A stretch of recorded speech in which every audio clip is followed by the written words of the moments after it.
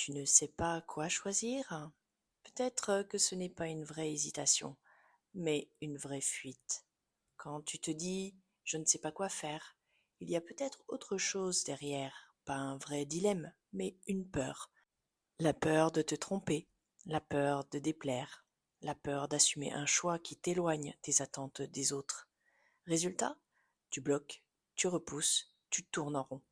Mais plus tu attends, plus le flou s'installe et plus tu perds confiance en ta capacité à décider.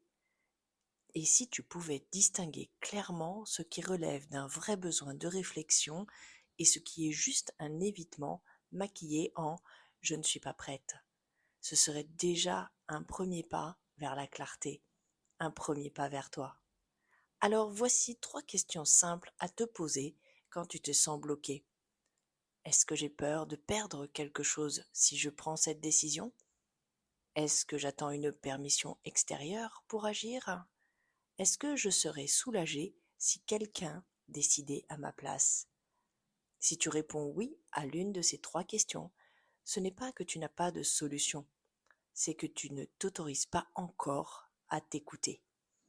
Alors dis-moi en commentaire, quelle question a fait le plus écho en toi?